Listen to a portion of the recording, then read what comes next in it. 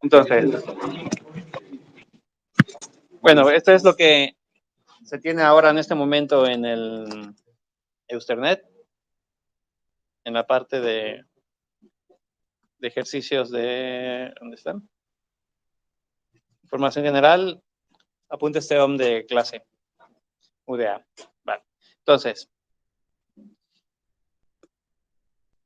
una de las cosas que quería comentaros es, en lo que es el maletero, ya se recibieron comentarios.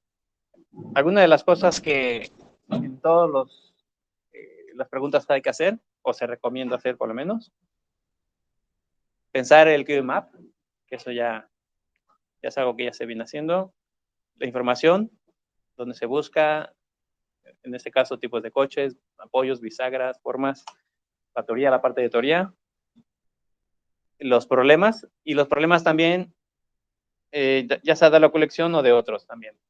Entonces, al ver otros libros, se ven otras maneras, se ven otros ejercicios, se ven otros problemas.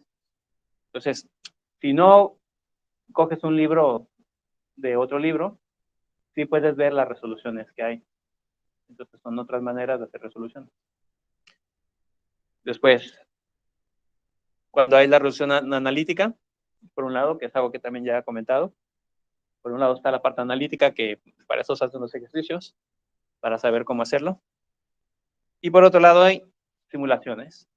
Si se hace modelo en working model, entonces se puede también jugar con otros valores y después comparar. O también puede hacer de maneras diferentes. Alguien por aquí lo ha hecho también con determinantes, después con 2 dimensiones, 3 dimensiones. Entonces, eso va bien. Y después lo que es también ver la medida de maletero, por ejemplo, la parte real, o maqueta.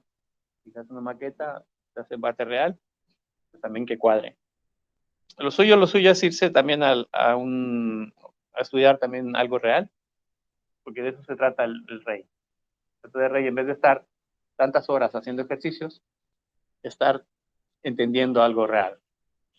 Es bastante de lo que se trata, ¿no? Entonces aquí hay algunas ilustraciones que son algunos ejemplos de tipo de cosas, ¿no? Y bueno, ese es también ya varios habéis cogido ese ejercicio, que está bien. Pues después como lo simulo, como me acerco. Working Model también va a ser más útil en la siguiente, cuando empecemos ya en cinemática y cuando estemos en dinámica. Entonces ahí va a ser bastante más útil que en estático. Pero ahora puede ser útil para irlo conociendo. Otra de las cosas son la puesta en común. Algunas preguntas que vale la pena cuestionarse. La parte teórica, si se sabía de vectores, de momentos, se ha aprendido o no, lo que ha hecho falta, ¿no? Lo que es matemáticas, expresión gráfica, planos, SolidWorks, lo que sea, ¿no? Dependiendo de lo que se haya estado trabajando.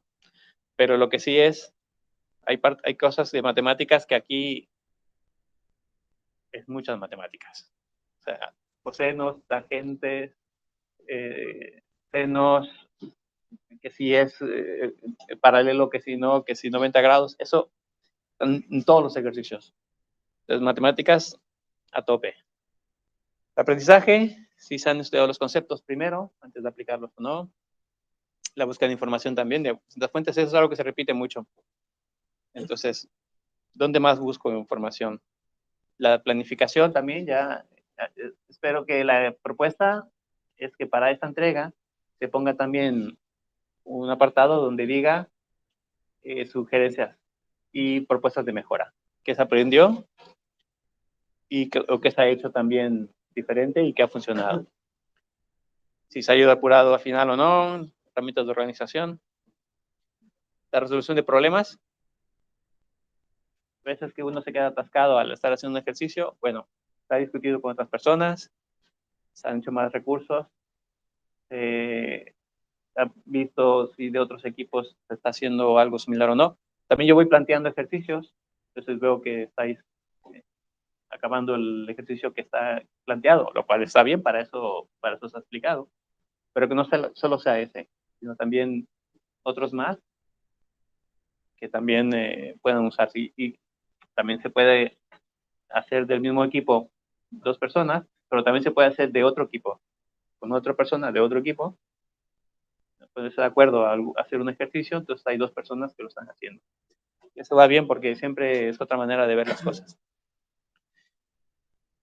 Siempre la calidad de eso, si está ordenado, estructurado, qué tan original es la maqueta. Son algunas cosas que están ahí puestas para pensarlo, ¿vale? Bueno, entonces ya, esto ya, hasta aquí es la cápsula informativa. Sí, sí, está claro. Entonces, lo que veremos es un ejemplo del 610, que el 610 es la furgoneta, es el último de la colección, y es uno bastante típico. Entonces, la furgoneta se mueve, hay una caja, dice 300 newton. ¿Ah?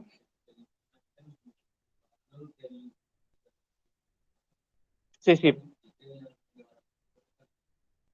No, no, no. Esto es fricción. Eso todavía no es cinemática. Sí, porque entonces puede ser que tú cuando estás usándolo, puede ser un elemento de fricción que te va a añadir una fuerza, pero es estático. Claro. Eso es estático. Entonces, por eso estamos viendo fricción ahora. Entonces, ya después, cuando entre cinemática, entonces también ya se incluirá la fuerza. Pero aquí estamos viendo estático. Y estos ejercicios que son del tema 6, son de fricción estático. Hasta ahora todo es estático. Preguntas de fricción no vendrán en el cuestionario. Bueno, entonces, y lo que dice el clásico es que tienes una fuerza y después ubicar dice acá el mínimo coeficiente para impedir deslizamiento y si la caja vuelca o no. Esto es un problema muy, muy típico, que es lo que se ve en todos esos ejercicios. Entonces, la fricción al final es la normal multiplicado por un coeficiente.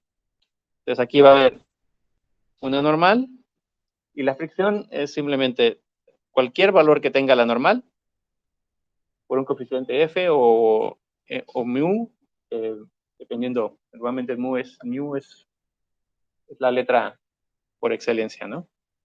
Entonces, simplemente lo que es el planteamiento del ejercicio es el tipo de cosas que aparecen en estos ejercicios. No está aquí al lado. Vale, entonces, este es el planteamiento del esquema y aquí lo que tenemos es la fricción está aquí. Y en este caso hay una normal. Como no hay ninguna otra fuerza, es 300. Entonces, por lo tanto, la fricción es la normal por coeficiente. O sea, eso es todo lo que es fricción. Una vez que tienes eso, ya tienes todo lo que es fricción. Y es contrario a movimiento. Ya está. Entonces, si el movimiento hace, la fuerza va en este sentido, pues la fuerza es contraria. Y es todo lo que hay de fricción. O sea, no hay más que eso. Y hay 2 coeficientes, estático y dinámico. El estático es justo antes de que se empiece a mover y el dinámico es una vez que se está moviendo. Entonces, aquí estamos enfocados en el estático, porque estamos hablando de condiciones de estática. Entonces, es justo antes de que se empiece a mover. Entonces, aquí es relativamente sencillo porque la fricción es 300 por el coeficiente que sea, y en este caso, como el peso es 300, pues 300 por lo que sea. Entonces, a ver dónde está. Vale. Entonces, lo único que hay que hacer, a ver, ¿lo puse aquí o no? No, ese es el siguiente. Entonces, lo único que hacer es igualar.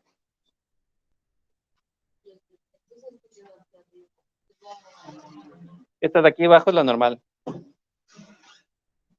¿Por qué es la normal? Porque en este caso el peso es horizontal. Entonces aquí no hay ningún ángulo que esté actuando. Entonces por eso es la normal. ¿Vale? Entonces aquí lo único que hace es eso. La fricción es 125,1, lo igualas con 300 por el coeficiente y despejas. Entonces ahí no hay problema. La otra parte que puede ser un poco más interesante, y eso es, te dice si está volcando o no está volcando. Entonces, va a haber una carga de 300 newtons que va a existir siempre y una fuerza superior. Otra de las cosas de este ejercicio es que te dice que es newtons por milímetro. Porque es lo que iba a explicar ahora. Son 417 newtons por milímetro. Entonces, como son 417 newtons por milímetro y la distancia que queda libre es 0,3 metros, es 417 por 0,3, que es 125,1. Y de ahí entonces es lo que se iguala con la fricción, porque no hay ninguna otra fuerza. Es un sistema muy sencillito, 4 fuerzas y X e Y, no hay más. Entonces, este esquema de los 125 y los 300 sería el análisis para volcar. Cuando se va a volcar esto, ¿cómo pasaría? ¿Cómo quedaría la caja? Empezaría a ser así, ¿no? Si se estuviese cayendo. Entonces, se trata de hacer un momento en algún punto para identificar si eso está volcándose o no. ¿Dónde harías tú ese sumatorio de momentos para analizarlo? ¿Dónde? ¿Dónde hay más incógnitas? En la esquina que toca. Es donde hay más incógnitas, en la esquina que toca. En este caso, es un problema que realmente cuando lo ves dices muy fácil, pero si no, yo tuve que estar buscando también un poco para ubicar cómo se hacía. Sí, se hace justo en la esquina. Vale, ¿por qué no centro de masas? Lo que sucede aquí es, cuando esta caja empieza a volcar, vamos a suponer, tú tienes una caja y empiezas a empujarla, ¿vale? Entonces, tienes aquí y empiezas a empujarla. Y aquí los 300 newton van a cambiar por el hecho de esa fuerza o se mantienen igual siempre. El peso.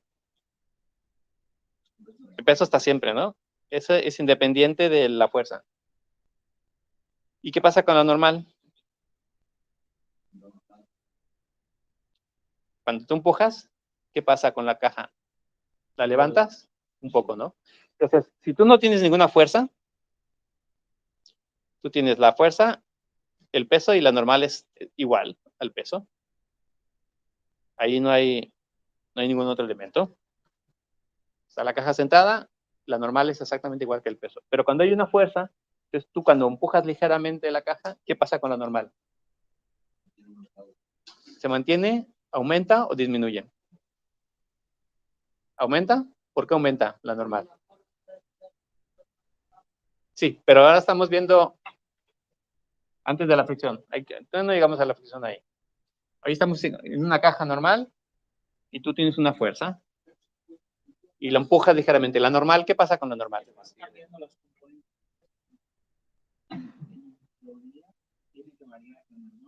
En teoría tiene que variar normal. Tiene que variar a más o a menos de acuerdo a cómo está este esquema.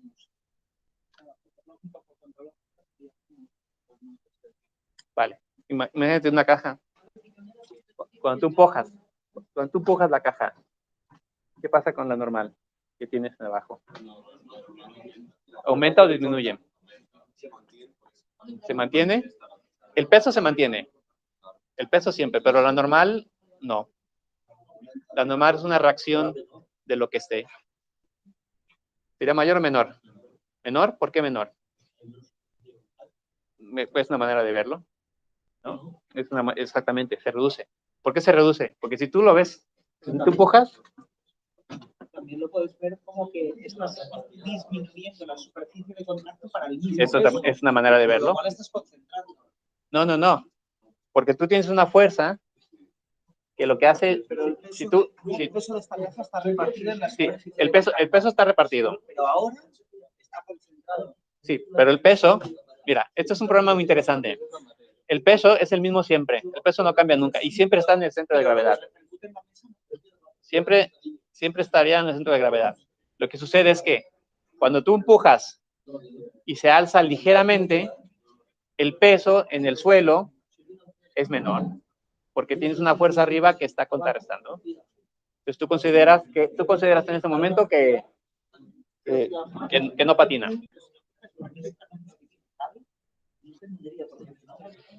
Tú consideras que va a haber un pivotaje aquí para el ejercicio, ¿vale? Entonces, esta fuerza, al aplicarla ahí, la normal se reduce. Entonces, la normal se reduce. Entonces, ¿qué sucede? Cuando haces una sumatoria de momentos, en O, estos O, si tú te fijas la fuerza, ponte que de acuerdo en función de la distancia. Cada vez el momento sería un poco mayor y la normal un poco menor. Si estás aquí, y ese punto O, sumatoria de momentos en O, sería 300 por L entre 2 menos N, L entre 2. Vale. Pero, entonces es igual a 0. N es la normal. N es la normal de la reacción de la caja. Pero cuando tú tienes una fuerza, entonces tienes un elemento de reducción porque siempre se debe cumplir que es 0. Esto hay que analizarlo, ¿eh? O sea, hay que analizarlo con calmita. Ahora no entiendo, yo tengo que saber que por mi lógica, ahora acabo de pensar en otras cosas sexuales y ahora no entiendo por qué. Haz sumatoria de momentos. Cuando haces sumatoria de momentos en 0, tú tienes fuerza por una distancia. Menos 300 por L sobre 2. Más N por L sobre 2. Y esto debe ser igual a 0. Entonces, el hecho de que exista esa fuerza descompone la normal. Entonces va a haber una relación entre la normal y la fuerza, que uno va, al ir aumentando una, el otro va disminuyendo, para que sea 0.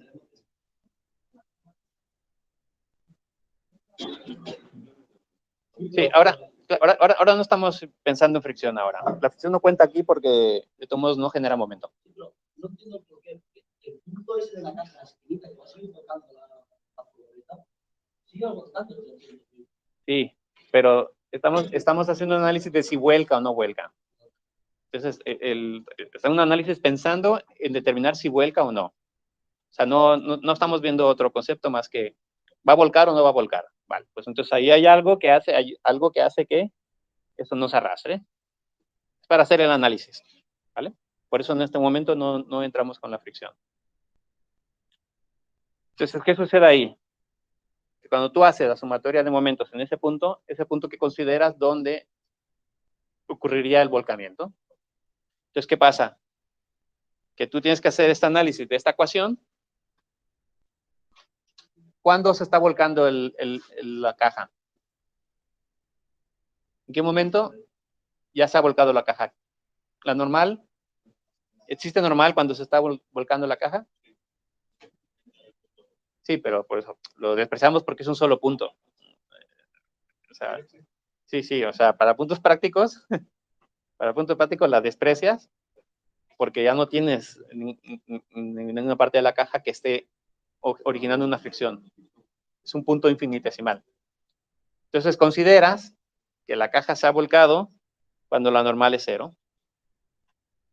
Entonces tienes que saber, para la fuerza y la distancia que tengas,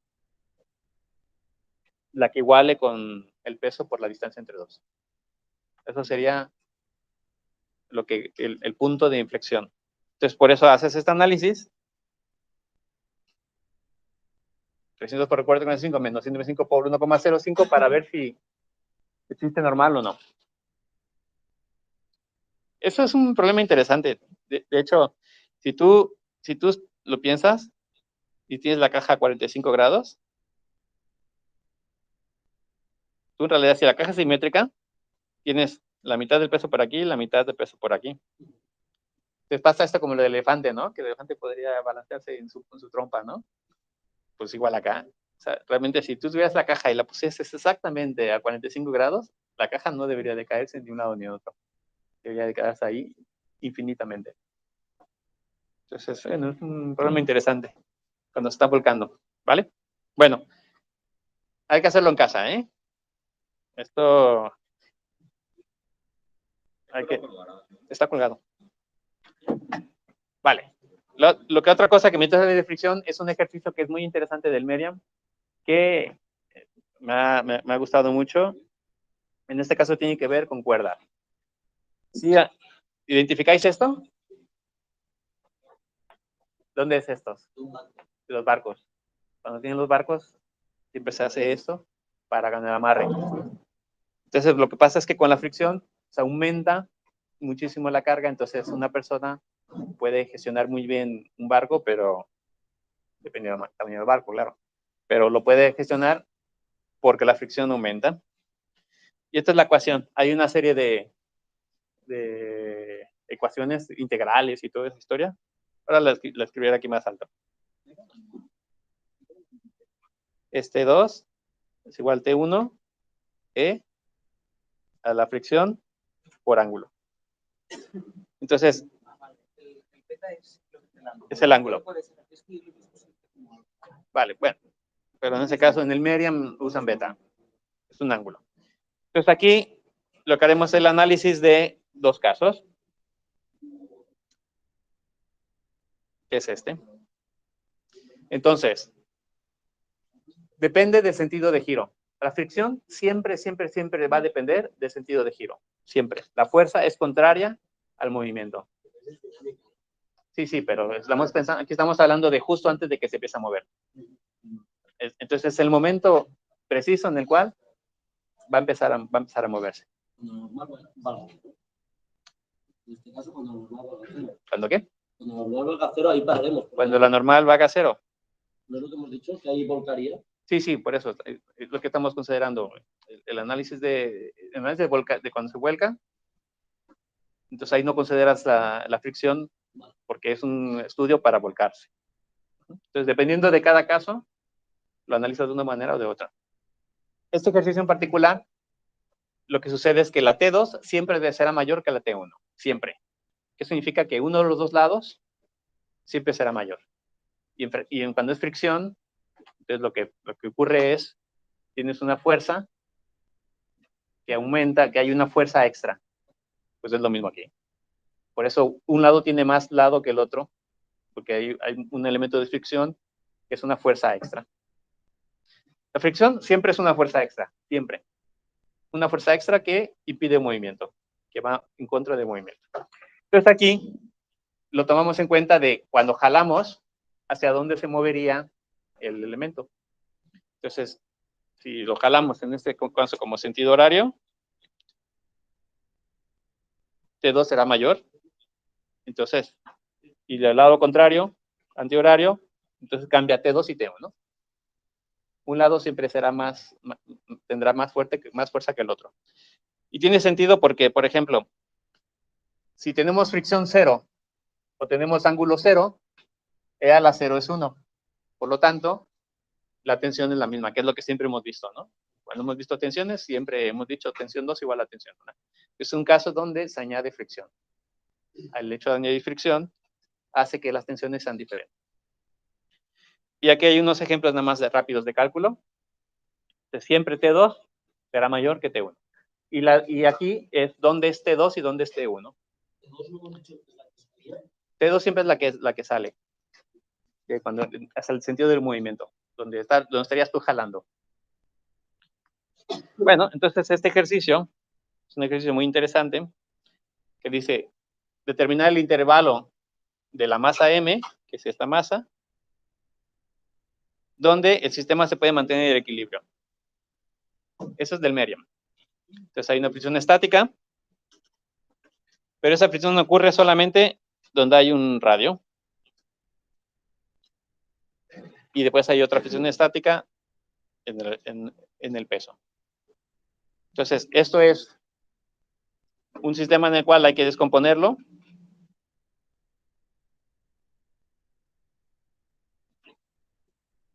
Entonces habrá peso, habrá la tensión y las reacciones. Sumatoria de momentos en O, donde siempre para eliminar variables, y de ahí se obtiene el valor de la tensión. Esto también hay que estudiarlo, porque ahora vamos a explicar por dónde van los tiros, pero pues hay que sentarse en casa y analizarlo, porque no es fácil pillarlo, lleva su rato. Vale, entonces, ya tenemos un dato de esta tensión. Lo interesante de este ejercicio es el efecto de las tensiones al haber un radio. Para no complicarlo más, consideramos solamente donde hay el radio. Es donde se considera que hay fricción. En la otra parte no hay contacto, entonces no hay fricción. Y ya está. De un lado, la tensión siempre será 73,3, que es lo que corresponde al equilibrio. Al equilibrio que habría por el sistema que tenemos aquí. No, esto está estático. Entonces no va a cambiar.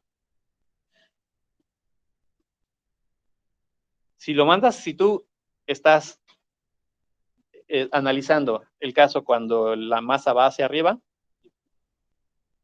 y el otro caso cuando la masa va hacia abajo. Son los dos casos que se van a analizar. Entonces la pregunta aquí es, lo que hay que analizar aquí es, si va hacia arriba, ¿cuál de los dos extremos es el que debe tener mayor tensión? ¿El de arriba o el de abajo? Entonces dijimos que... El de abajo, porque es hacia donde se mueve el movimiento. Sí, pero estamos hablando de cuando la masa va hacia arriba. La masa es la caja. La masa es la caja. Entonces, baja la tensión que está enganchada a la barra esta. Entonces, es hacia donde sale el movimiento. Entonces, como recordemos que en el otro...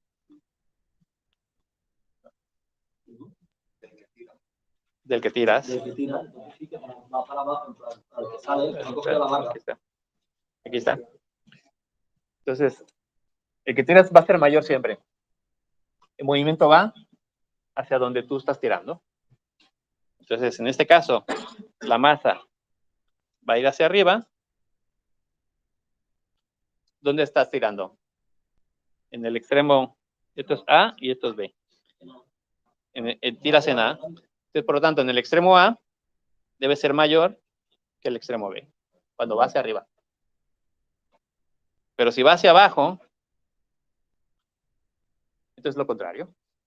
Porque entonces el extremo B debe ser mayor que el extremo A. Eso hace que la ecuación sea ligeramente diferente. Entonces, cuando se aplica la ecuación, en un caso, el 73, la tensión está en la derecha de la igualdad, y en el otro caso, el 73 está a la izquierda. Porque en un caso, de un lado será mayor, y en otro caso, será menor. Entonces, por eso ese ejercicio me gustó mucho. La verdad es que está chulo. También hay que ponerse un rato, analizarlo, porque si no, ahora en la clase no creo que se pille, Es demasiado complejo para pillarlo tan rápido. Sí, estamos cuestionando justo antes de que empiece a moverse. Estamos analizando qué pasaría justo antes de que empiece a moverse. Y ya después, lo que sucede es que como la fuerza es contraria, entonces aquí es cuando va hacia arriba y aquí es cuando va hacia abajo. ¿Por qué? Porque la fricción me lo está diciendo. La fricción siempre será contraria al movimiento. Entonces, por lo tanto, debido a la fricción, que es esto, yo sé si está yendo hacia arriba o hacia abajo. El peso nunca cambia y las tensiones es lo que hay que encontrar. Entonces, lo que hay que hacer es sumatoria de un equilibrio. En este caso, cambiamos el X y el Y y lo hacemos para que, como tenemos tres fuerzas, en ese sentido, pues solo nos preocupamos de una. ¿Qué sería esto? Ajá. Vale. Entonces, para hallar la tensión, tenemos que pensar entonces aplicando la ecuación de E a la fricción ángulo. Yo puedo hallar mi T1 y mi T2. Entonces ya tengo mi dato de mis T1 y mis T2. Yo tengo que hallar la masa M que me da el equilibrio en un caso y en otro. Entonces lo único que me resta por hacer es sumatoria de fuerzas. Y entonces ya como aquí yo tengo 40 grados, pues tengo mi masa por mi gravedad. Entonces, pues de un lado será seno y del otro lado será coseno. Eso de toda la vida. Se separa en seno, coseno y hago sumatoria de fuerzas. La normal será la misma o será diferente. La normal será la misma porque la normal, la fuerza no cambia ni el ángulo cambia. Entonces, por eso la normal es la misma. Entonces aquí sumatoria de fuerzas en X y hallo la normal. En el otro caso sí será diferente. Entonces cuando hago la sumatoria de fuerzas, digo en Y, cuando hago la sumatoria de fuerzas en X, entonces hago una igualdad y otra igualdad, donde aplico seno y coseno. Sí, porque ese es el ejercicio que te dicen. Te dicen hallar el intervalo en el cual el sistema se mantiene en equilibrio. Entonces, estoy analizando, en este programa hay que analizar los dos límites. Justo antes de que empiece a irse en un sentido y justo antes de que empiece a irse en el otro sentido. Entonces da dos valores. Da que la masa debe ser mayor o igual que 6,16 y menor o igual que 28,3 al hacer los dos sumatorias de fuerzas. ¿Y qué significa esto? Si analizamos el problema, significa que cualquier valor de peso, masa entre esos dos valores, el sistema no se mantendrá en equilibrio. No se moverá la masa. La interesante pregunta aquí es, sí, cualquier valor que esté entre esos dos, no se moverá. Va a estar en equilibrio. El sistema queda estático. Sí. Así es. Este sistema. Sí, un kilo más, un kilo menos, o cae para abajo o cae para arriba. La pregunta aquí es, ¿qué es lo que hace que exista ese equilibrio? Y eso, sí, y eso lo vemos aquí. Aquí.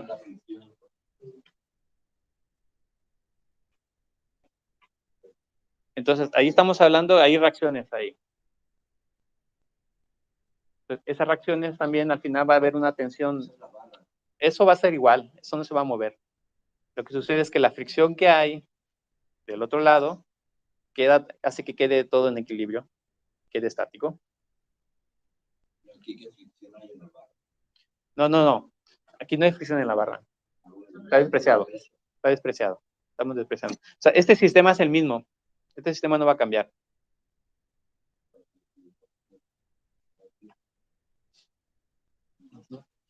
Entonces,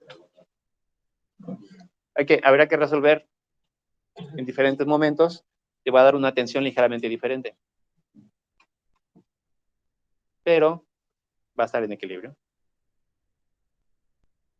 No se va a romper el equilibrio. Entonces es un problema muy interesante, muy bonito. Entonces, esa es la parte que quería enseñaros de fricción. Para entenderlo, hay que sentarse en casa a analizarlo, porque no es a la primera, ¿vale? Pero bueno, en el caso del gato, si alguien pone fricción, habría que considerar qué tipo de fricción es. Estas son unas ecuaciones, cuando tienes unas cuerdas que tienen un ángulo.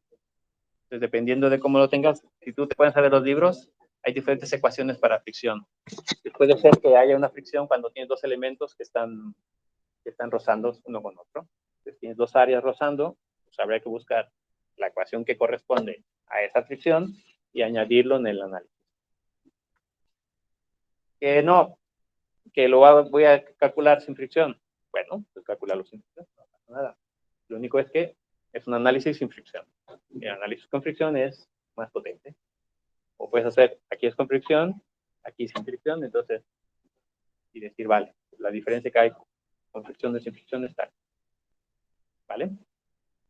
Bueno, esto es lo que me interesaba enseñaros de la clase.